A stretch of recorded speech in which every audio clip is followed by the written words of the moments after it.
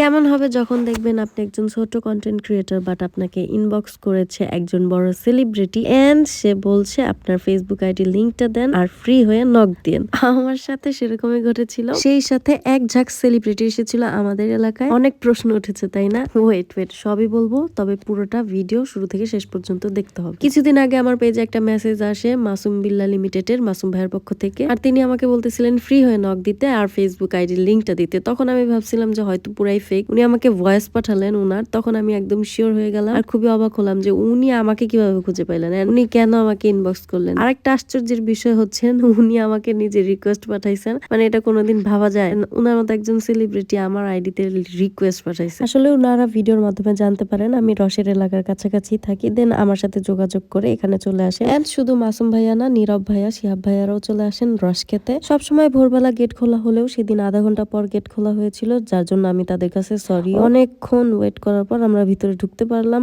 And এখানে অনেক ভিড় হয়ে গিয়েছিল সেই সময়। যদিও আমি একজনের মাধ্যমে রস ম্যানেজ করে রেখেছিলাম, বাট সেখানে যাওয়ার পর যে যার মতো নিতেছিল। আর ভাইয়ারা বলেছিল বেশি নেবে না, জাস্ট ফর ভিডিও 2-1 গ্লাস খেতে পারে, যার জন্য 1 লিটারের কথা বলেছিল। তারপর আমরা কোন রকম ভাবে 1 লিটার ম্যানেজ করতে পেরেছিলাম। এখানে নীরব ভাই আমার ইন্টারভিউ নিচ্ছিলেন, মানে এখানে কিভাবে আসতে হয় আর খেজুরের বাগান সম্পর্কে একটু বিস্তারিত জানতে চাচ্ছিলাম। আমরা অন স্ক্রিন সবসময় এডিটেড সুন্দর একটা ভিডিও দেখতে পাই, বাট এই সুন্দর ভিডিওর পিছনেও কতটা স্ট্রাগল করতে হয়, কতটা শ্রম দিতে হয়, এটা আসলে সেদিন উনাদের না দেখলে বুঝতে পারতাম না। উনার ইন্টারভিউ না শেষ হলে আমি উনার ইন্টারভিউ নেই, মানে আমার পেজের নামটা উনাকে জানাচ্ছিলাম। সাজেস ব্লগ ও বক্স। ও আচ্ছা, যাই হোক, আমরা সাজেস বক্সে আছি।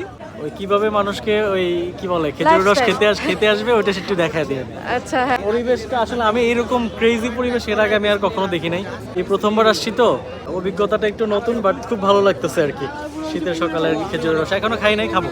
ভাবি কেমন আছে? আলহামদুলিল্লাহ ভালো আছে। এই তো সেই কাঙ্ক্ষিত খেজুরের রস, যেটা অনেকক্ষণ ওয়েট করার পর আমি পেয়েছি এন্ড এটা আমি ভাইয়াদের হাতে তুলে দিলাম অফিসিয়ালি। তারপর এখানে আমরা কিছু ছবি টবি তুলতেছিলাম। আর ভাই তারা তো সেলিব্রিটি, তাদের একটু হলেও অ্যাটিটিউড থাকা উচিত ছিল, but they have no attitude at all. সারাক্ষণ আমাদের সাথে হাঁটাহাঁটি করতেছিলেন, এভাবে গল্প করতে করতে যাচ্ছিলেন এন্ড ইভেন বলতেছিলেন সামনে আরো কি আছে চলেন যাই। আমাদেরকে নিয়ে নিয়ে ওনারা যাচ্ছিলেন। মাসুম বিল্লাহ ভাইয়ারা যে এখানে আসতেছেন এটা কিন্তু কেউ জানতেন না, জাস্ট আমাকে বলা হয়েছিল। তারপরেও কেন জানি না লিক হয়ে গিয়েছিল। মাসুম বিল্লাহ ভাইয়া বলতেছিলেন যে আমাদের আসার বিষয়টা লিক হয়ে গেছে। যাই হোক, যখন 2-1 জন জেনে গেছেন যে তারা আসতেছেন, তখন কিন্তু গাজীপুরের কিছু ছেলে, মানে আমাদের ভাই ব্রাদার্সরা কিন্তু তাদেরকে রিসিভ করতে গিয়েছিল কিছু দূর। এখন হচ্ছে নীরব ভাইয়া ডিটেলস লোকেশনটা বলে দিচ্ছিলেন, কিভাবে এই খেজুর বাগানে আসতে হয় বিস্তারিত ওনার অডিয়েন্সকে জানাচ্ছিলেন। ভাইয়ার যখন আলাদা সাইডে শুট নিচ্ছিলেন, তখন আমরা একদম রিয়েল খেজুরের রস গাছ থেকে পড়তেছিল সেই অবস্থায় হাঁ করে সে খেজুরের রস খাচ্ছিলাম। ভাইয়ারা ভিডিওর জন্য একটা হাড়ি খুঁজতেছিলেন, বাট আমি বললাম সামনে চলেন, কয়টা হাড়ি লাগবে আপনার? পরে যখন সামনে এসে দেখলেন যে এতগুলো হাড়ি, ওনারা সত্যি খুশি হয়ে গিয়েছিলেন এন্ড এখানে কিছু ভিডিও করে নিচ্ছিলেন। এখানে যারা যারা এসেছিলেন সবার সাথেই কিন্তু তারা দেখা করেছেন, কথা বলেছেন, ভিডিও করেছেন। যে এখানে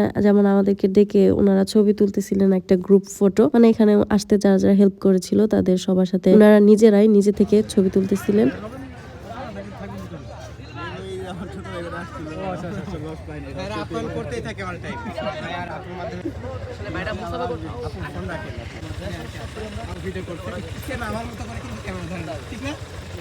এখানে মাসুম বিল্লাহ ভাইয়া কিন্তু বলতেছিল যে আমি নাকি উনার মতোই ক্যামেরা ধরি, মানে উনার ভিডিও করার স্টাইল আর আমার ভিডিও করার স্টাইল সেম। যাই হোক, উনারা এখন চলে যাবেন। তো শুরু একটা জায়গা থেকে উনাদের ল্যান্ড রোভারটা বের করতে খুবই অসুবিধা হচ্ছিল। শিহাব ভাইয়া কিন্তু দারুণ ড্রাইভ করতে পারেন, যার জন্য উনি কিন্তু এখান থেকে সুন্দর চিপা চাপা দিয়ে বের করে নিলেন উনাদের কারটা। যাওয়ার সময় মাসুম বিল্লাহ ভাইয়া বলতেছেন যে আপনার এই ভিডিওটা কবে আপলোড করবেন, আমি দেখবো। আমি বলছি আমার ভিডিও আপনি দেখবেন? বলে কেন দেখবো না, অবশ্যই দেখবো। তো ভাইয়াদের কাছে আমার রিকোয়েস্ট, যদি আপনারা 3 জনের কেউ আমার এই ভিডিওটা দেখে থাকেন একটা কমেন্ট করে যাবেন প্লিজ। আর অবশ্যই আপনারা গাজীপুরে আবার আসবেন। সত্যি কথা বলতে কাছ থেকে মানুষ না দেখলে মানুষকে চেনা যায় না, তো ওনাদের সাথে মিশে আমাদের খুবই ভালো লাগছে, মনেই হয় না যে সেলিব্রিটি মানুষ। তো আজকের এই ভিডিওটা এই পর্যন্তই, দেখা হচ্ছে নেক্সট ভিডিওতে। আল্লাহ হাফেজ।